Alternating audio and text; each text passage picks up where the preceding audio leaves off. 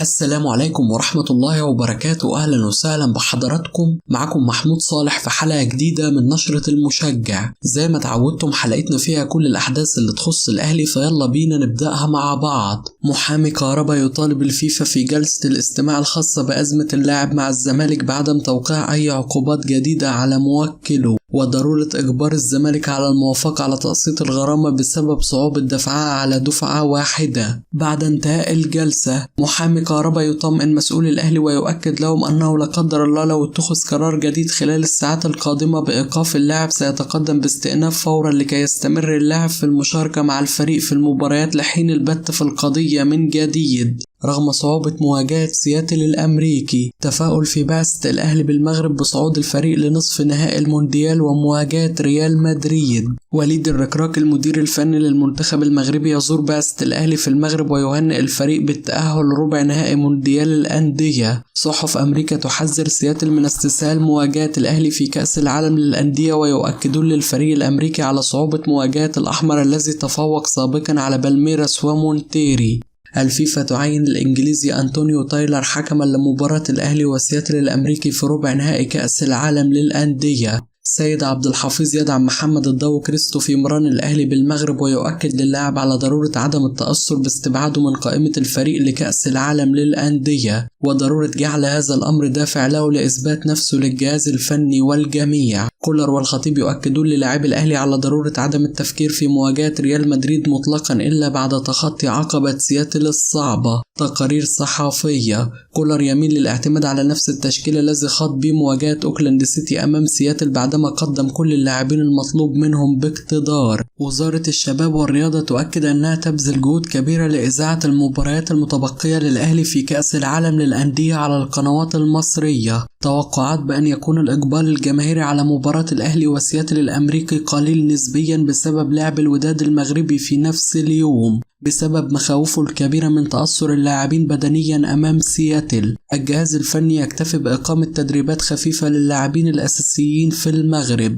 محلل الأداء بالأهلي يحذر كولر من خطورة راؤول رويدياز في مواجهة سياتل الأمريكي بعد تسجيل اللاعب 9 أهداف في الدوري الأمريكي مع فريقه. الجهاز الطبي بالأهلي يؤكد أن الإصابة التي تعرض لها محمد هاني أمام أوكلاند سيتي أمس عبارة عن كدمة، وأنها لن تمنع اللاعب من المشاركة أمام سياتل. مدير العلاقات بنادي ريال مدريد يهنئ الأهلي بالفوز بثلاثية على أوكلاند سيتي بكأس العالم للأندية، ويؤكد أنه يأمل في تخطي الأحمر عقبة سياتل الأمريكي لمقابلة الريال في الدور قبل النهائي. محلل أداء صن داونز يظهر في مباريات الأهلي بكأس العالم للأندية لمراقبة الفريق الأحمر عن قرب قبل مواجهته بدور الأبطال بعد البطولة. الجهاز الطبي يؤكد أن علي لطفي سيتواجد في مران الفريق غدا بشكل طبيعي، وأن الكدمة التي تعرض لها في الكتف بسيطة. مارسيل كولر يشيد بكهربا وبيرسي تاو بعد نزولهم أمام أوكلاند سيتي وظهورهم بشكل رائع. سيد عبد الحفيظ والجهاز الفني يقودون حملات كبيرة لتحفيز اللاعبين في المغرب قبل مواجهة سياتل الأمريكي. مارسيل كولر يكثف جلساته مع معاونيه في فندق الإقامة لدراسة كل كبيرة وصغيرة في سياتل الأمريكي قبل مواجهته السبت القادم. محمود الونشي مدافع الزمالك يهنئ عبد المنعم مدافع الأهلي بعيد ميلاده ال24. محاولات من مسؤولين كبار للضغط على اتحاد الكرة لإجباره على إنهاء أزمة قيد صفقات الزمالك الجديدة. استاد القاهرة: وافقنا للزمالك على لعب مبارياته الإفريقية أمام شباب بلوزداد يوم 10 فبراير على الملعب بعد تأجيل صيانته، لكننا لا نستطيع تطبيق نفس القاعدة مع الأهلي لأن مواجهة صن داونز ستكون في نفس موعد ويوم مباراة مصر ضد السنغال ببطولة أفريقيا للشباب. مصدر بالزمالك يؤكد أن فريرا سيعود لقيادة الفريق بعد مباراة فاركو، وأن أسامة نبيه هو من سيقود الفريق في هذه المواجهة. باريس سان جيرمان يعلن غياب مبابي لمدة 3 أسابيع للإصابة بعد تقدم برشلونة بعرض لضمه. فيورنتينا يعلن إصابة سفيان مرابط بكسر في الأنف. الاتحاد السوري يعين كوبر مدرب منتخبنا الوطني السابق مديرا فنيا للمنتخب. موسيماني: المشاركة في كأس العالم للأندية أبرز ما في مسيرتي، إنها القمة بالنسبة لأي مدرب. ما هي أكبر بطولة يمكنك المشاركة بها؟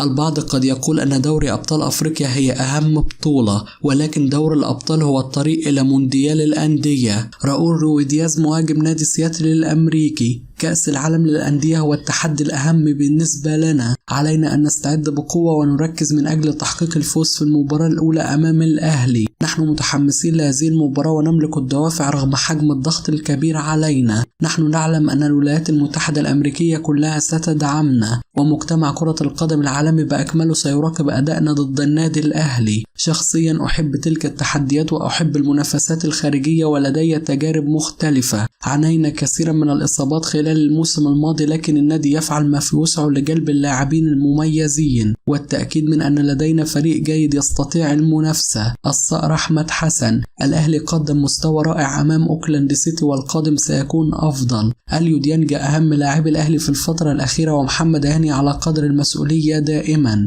الأداء الجماعي الذي يقدمه مارسيل كولر هو النجم في فريق الأهلي أمام أوكلاند سيتي، والفريق الأحمر قادر على الوصول لمواجهة ريال مدريد.